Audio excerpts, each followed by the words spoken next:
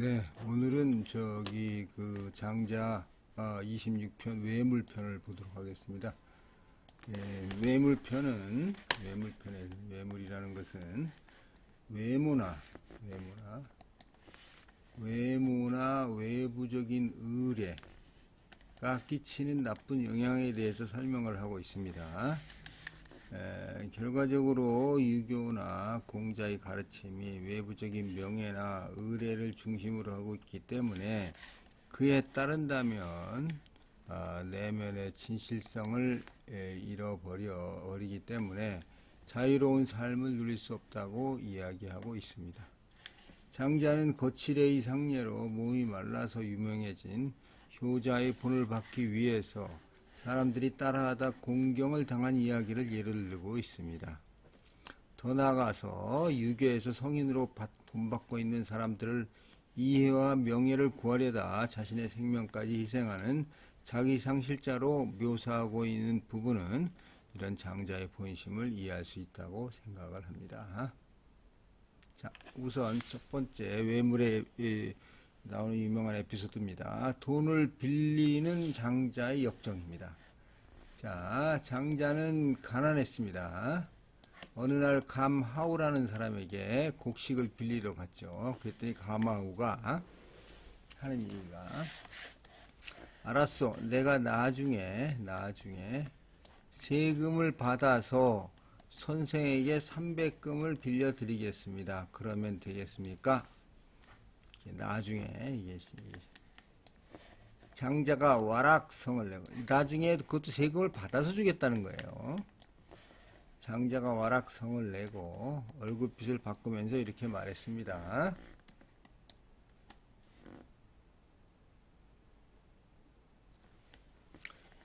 내가 어제 이리로 올 때 중간에 나를 부르는 자가 있어서 돌아봤더니 수레바퀴가 파여서 생긴 움푹한 물 고인 곳에 붕어가 한 마리 있었습니다. 붕어야, 너는 거기서 무엇을 하고 있느냐 하고 물었더니 붕어가 대답하기를, 나는 동해의 파도의 신하입니다. 그대는 한 마리 작은 물이라도 좋으니 나를 살려주십시오. 이렇게 얘기를 했다는 거죠.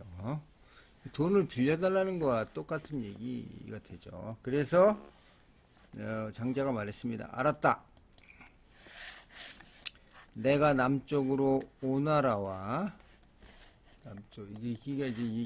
내가 남쪽으로 오나라와 월나라의 왕들에게 유세를 하러 가려고 하는데, 그때 가서 강물을 거꾸로 흐르게 하여 그 물로 그대를 맞이할 테니 그러면 되겠는가?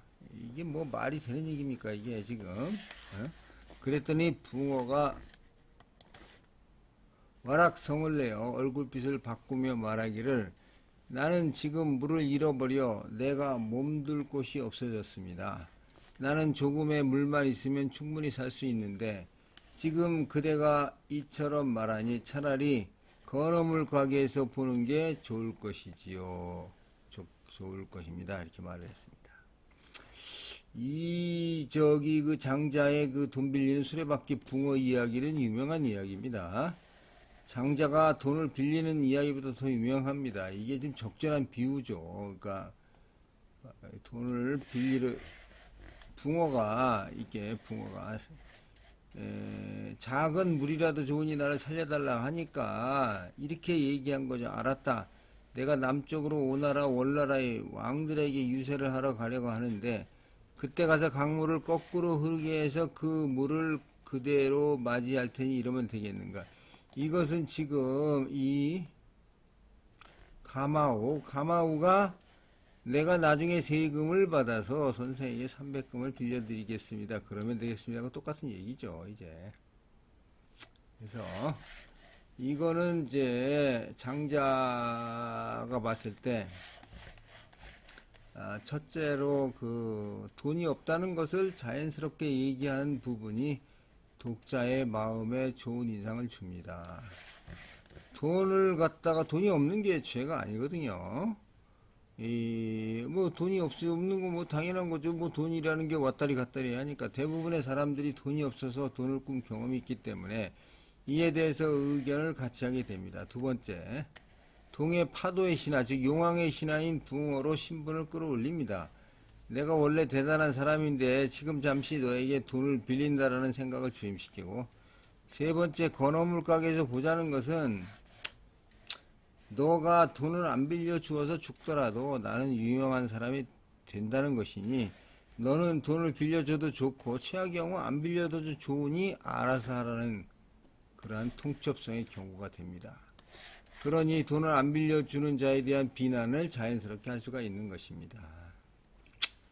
자, 이런 그 장자의 그 생각이 여기 들어있는 것이 바로 동해 용양의 신화 붕어에 대한 얘기입니다.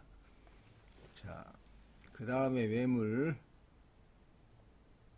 자, 두 번째입니다. 공자가 군자가 못 되는 이유입니다. 노자의 제자가 뗄나무 노자의 제자입니다.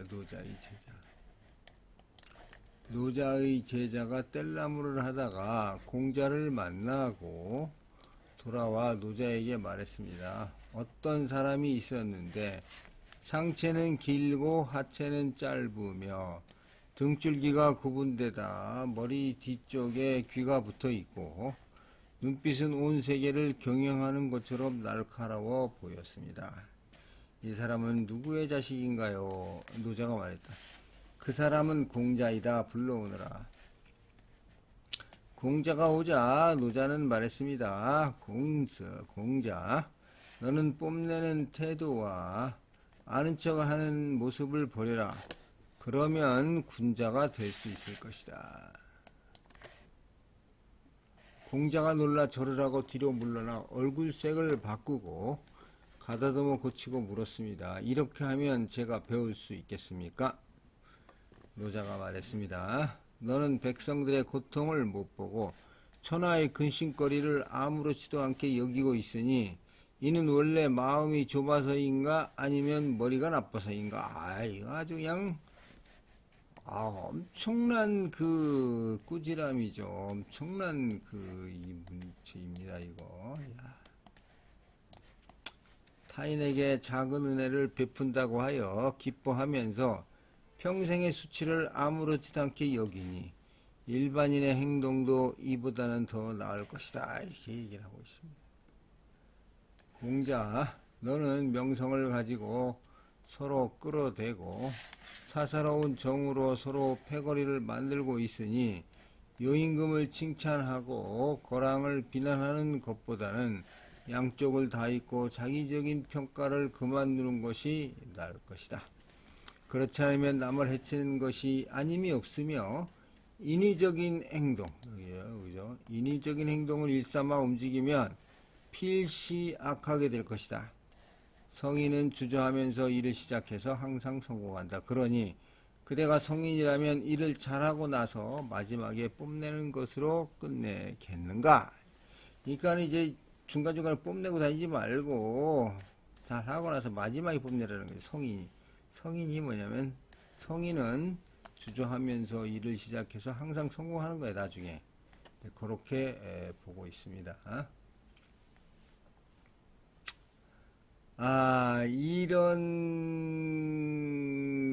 건데 뭐냐면 이게 지금 여기 보면 그 아주 이게 공자에 대한 비난 중에서 공자 보고 마음이 좁아서 그런 것인가 머리가 나빠서 그런 것인가 하면서 비난하는 장면은 이건 뭐 소수자에게 기분 좋을지 모르지만은 유교의 성인인 공자를 보고 머리가 나빠서 그런가라는 말은 진짜 그 공자가 하기 어려운 말인데도 스스로 하고 있습니다.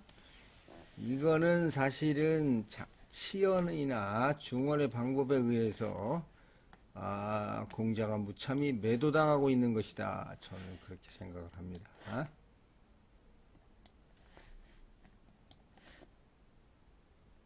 자, 공자가 성원군의 꿈에 나타난 거북을 평하는 겁니다. 성원군이 밤에 꿈을 꾸었습니다. 꿈속에서 어떤 이가 머리를 풀어 헤치고 궁실 문을 들여다보면서 이렇게 말했습니다. 저는 제로라고 하는 연못에서 왔습니다. 저는 청가의 심부름으로 황하의 신 하백을 찾아왔는데 그만 여저라는 어부가 저를 잡아버렸습니다. 송원군이 꿈에서 깨어나 점치는 자에게 이 꿈을 점쳐보게 하였습니다. 그랬더니 꿈을 해몽하는 이가 말했습니다. 이 거북이는 신의 거북입니다. 송원군이 신하들에게 말했습니다. 어부 가운데 여저라는 사람이 있는가? 있습니다. 여저를 조회에 나오게 하라 하고 다음날 여저가 조회에 나오자 송원군이 말했습니다. 어떻게 잡았는가? 제 어망에 흰 거북이가 잡혔는데 등껍질이 직경이 1.5m나 됩니다. 그대 이 거북이를 나에게 헌상하라 이렇게 했습니다. 거북이를 가져오니까 송원군은 이 거북이를 죽일까 살릴까 망설이다가 점을 치게 했습니다. 그랬더니 거북이를 죽여서 그것을 가지고 점치면 길할 것이다 이렇게 하였습니다. 마침내 거북이를 배를 가르고 점을 치니 72번이나 등짝에 구멍을 뚫어 점을 쳤는데 틀린 적이 없었습니다. 이 이야기를 들은 공자는 다음같이 논평하였습니다. 저 신령스러운 거북이는 송원군의 꿈에 나타날 정도의 신통력을 가지고 있었지만 어부 여저의 그물을 피할 수 없었고 그물을 피할 수가 신통력이 있어도 그물을 못 피하는 거죠. 그 지혜는 72번이나 구멍을 뚫어 점쳐서 한 번도 틀린 적이 없었지만 목숨을 잃는 재앙을 피할 수가 없었습니다. 이를 보건대 지혜라는 것은 그것이 뛰어나더라도 막히는 경우가 있으며 신통력이라고 하는 것도 미치지 못하는 경우가 있는 것이다. 이렇게 공자는 얘기하였습니다. 비록 지극한 지혜를 가지고 있더라도 만인의 중지를 모으는 것이 더 낫고 거북이 큰 생각을 하다가 그물에 걸려버리니 작은 지혜를 버리면 큰 지혜가 나온다. 따라서 이른바 선을 버리더라도 다시 저절로 선이 나타나게 되는 것이다. 갓난아이는 태어나서 따로 큰 스승이 없이도 말할 수 있게 되는 것은 말할 줄 아는 사람과 함께 살기 때문입니다. 자, 보세요. 이게 중요합니다. 갓난아이는 태어나서 큰 스승이 없어도 말할 수 있게 되는 것은 말할 줄 아는 사람과 함께 살기 때문입니다. 그래서 이게 지금 어린아이가 말을 하게 된다는 거죠.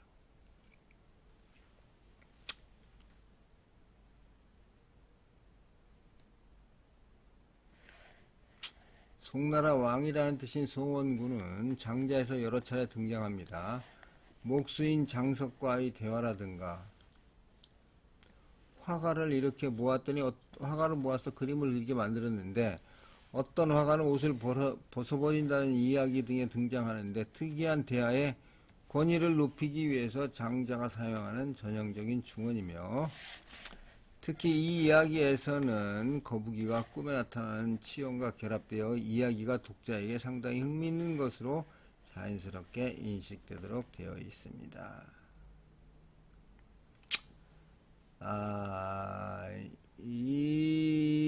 이렇게 계속 그 장자는 치연과 우언으로 공자를 갖다가 비판을 하고 있습니다. 그러면 장자 비유법의 오류에 대해서 보도록 하겠습니다. 자, 예시가 장자에게 말했습니다. 자네의 말은 아무 쓸모가 없다. 자네의 말은 아무 쓸모가 없다.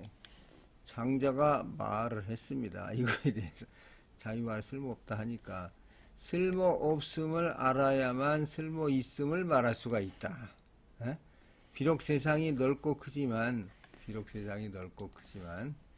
실제로 사람이 필요로 하는 것은 발로 밟을 만큼의 공간일 뿐입니다.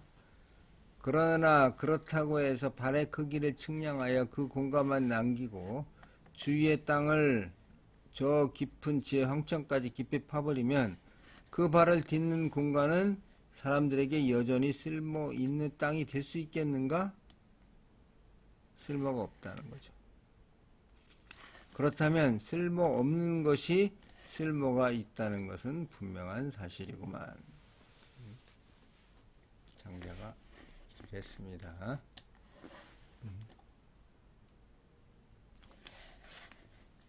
이런 얘기는 쓸모 있느냐 쓸모 없느냐 하는 얘기는 쓸모 없음을 알아야 쓸모가 있다는 거죠. 장자는 쓸모가 없. 왜냐하면 우리가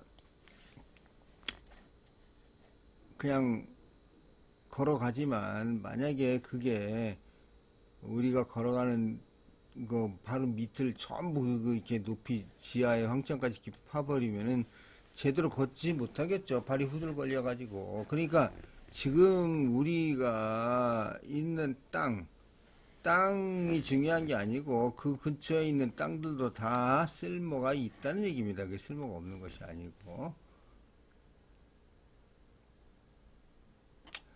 장자 이거 치연의 전형적인 예입니다. 장자의 치연은 비교의 차이를 독자가 인식하지 못하게 합니다. 비유가 되는 것이 너무 과장되기 때문에 자기가 딛고 있는 땅을 수천 수만 미터 밑에 황천까지 파버리면 자기가 딛고 있는 것이 불안하게 되는 것은 당연합니다. 즉 장자는 이를 쓸모없음과 쓸모있음으로 비교하고 있는데, 그러나 비유의 과정을 없애본다면 이를테면 자기가 딛고 있는 땅을 빼고 주위의 땅을 약 30일 정도 판다면 아무도 그것을 두려워하거나 문제가 된다고 생각하지 않을 것입니다.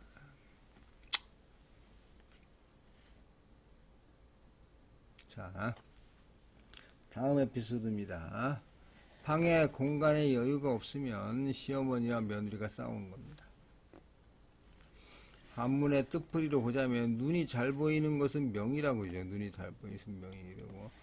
귀가 막힘없이 잘 들리는 것은 총이라고 합니다.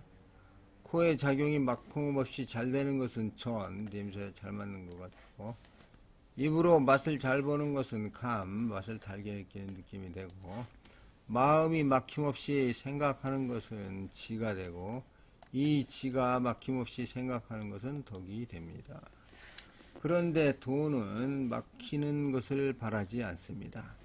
막히면 통하지 않게 되고 그것이 멈추지 않으면 곧 작용이 어지러이 어긋나게 되니 어긋나면 곧 재앙이 거기서 생겨납니다. 만물 가운데 지각작용을 갖는 것들은 호흡에 의지해서 생명을 유지합니다. 그런데 그 호흡이 활발하지 못한 것은 자연인 하늘의 죄가 아닌 것입니다. 하늘이 구멍을 뚫어 통하게 하는 것은 밤낮으로 멈추는 일이 없는데 사람이 도리어 그 구멍을 막아서 통하지 않게 합니다. 사람의 마음에는 그 무엇에도 구속되지 않는 하늘이 놓이는 장소가 있습니다. 방에 공간에 여유가 없으면 며느리와 시어머니가 싸우고, 마음에 자연의 누님이 없으면 눈이나 귀 등 6개의 감각기관을 담당하는 기관이 서로 싸웁니다. 큰 수풀이나 언덕, 산 따위가 사람들에게 좋은 까닭은 이와 마찬가지로 사람의 정신이라는 것은 여유 없는 좁은 공간에서는 이기지 못하기 때문입니다. 제 코멘트입니다. 보시다시피 장자는 어휘 선택을 매우 신중하게 합니다. 눈이 뚫어지게 잘 보는 것이 명이라고 하고 귀가 잘 들리는 것을 총이라고 하면 그 누가 이걸 반박을 하겠습니까? 이렇게 냄새를 잘 맡는 것이나 맛을 잘 보는 것은 누구나 아는 육체적인 이야기에서 벼랑과 막힘없이 생각하는 것은 지혜다.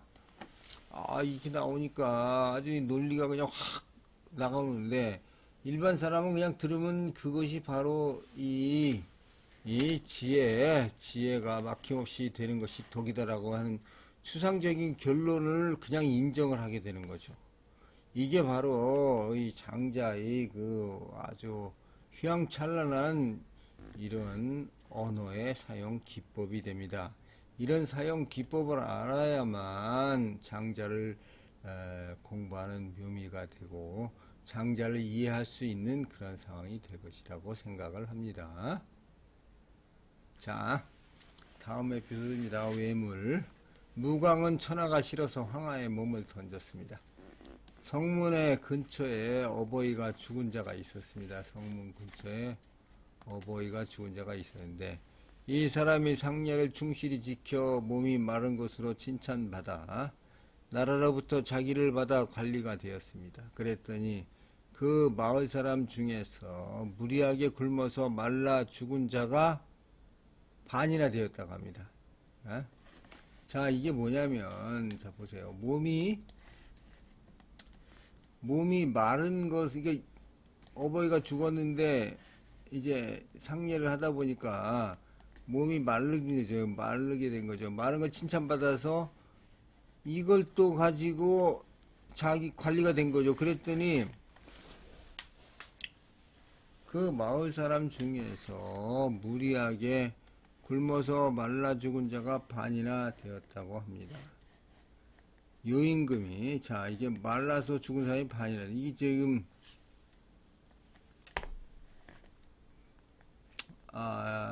뭐가 하나가 좋아지면 이렇게 전부 이렇게 가는 거죠. 요임금이 허유에게 천하를 주려고 하자 허유가 도망쳤고, 탕임금이 무강에게 양의하려 하자 무강은 화가 났습니다. 그랬더니,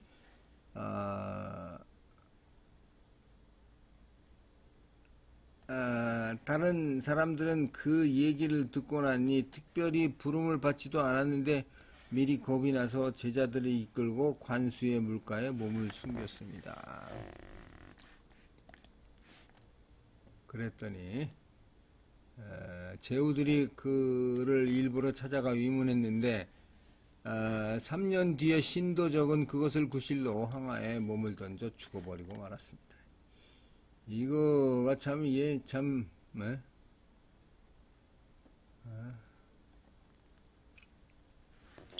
자, 제 코멘트입니다. 육아에서는 상례를 매우 중요시 하는데 3년상이 그 대표적인 겁니다. 장자는 상례를 허례허식의 대표적인 것으로 보고 있는데 그러한 허례허식을 잘하는 사람에게 상을 내리자 온 마을 사람들이 따라하듯이 악이 악을 낳는 의미를 표현하고 있습니다. 그 반면에 옛날 요임금에게서 천하를 양이받기 싫어서 도망다니거나 죽는 이가 있다는 얘기를 비교의 얘기로 삼고 있습니다. 이게 비교 대상이 되는가요? 대상이 되지 않는 얘기를 자연스럽게 비교의 대상이 비교를 하고 있습니다. 말이 되는가라고 장자에게 묻는다면 장자는 이건 치언이다 이렇게 답변할 것이 틀림이 없습니다.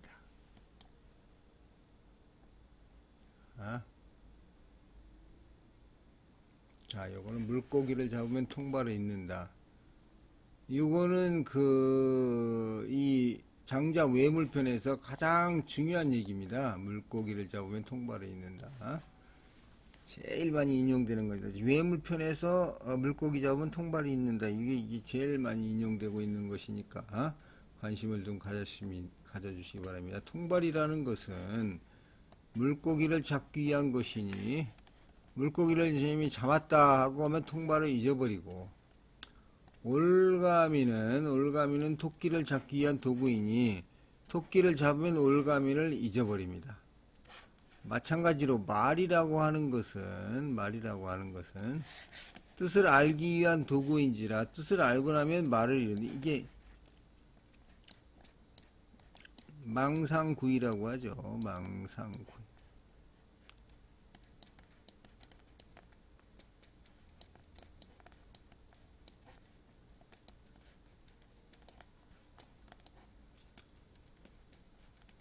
이 뜻을 찾기 위해서는 뜻을 알고 나면 상이 잃어버리는 거죠, 이거는.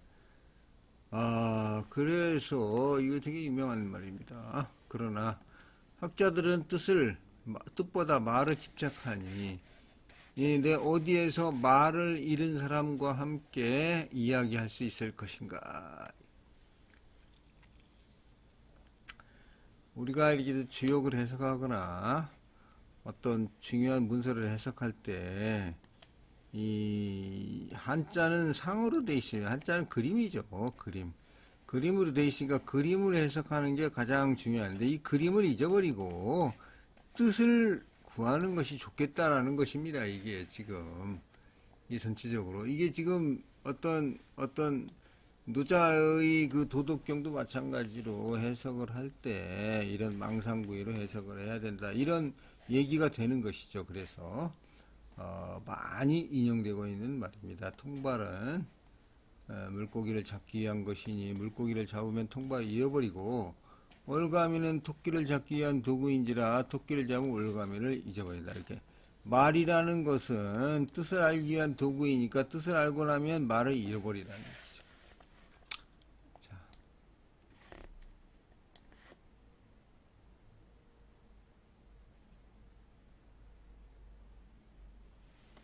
자, 여기까지 해서 외물편을 끝내도록 하겠습니다. 다음 시간에는 양양편을 하도록 하겠습니다. 이렇게 좀 몇 번 하다가 장자의 처음 시작인 내 편인 소요유를 하도록 하겠습니다. 자, 감사합니다.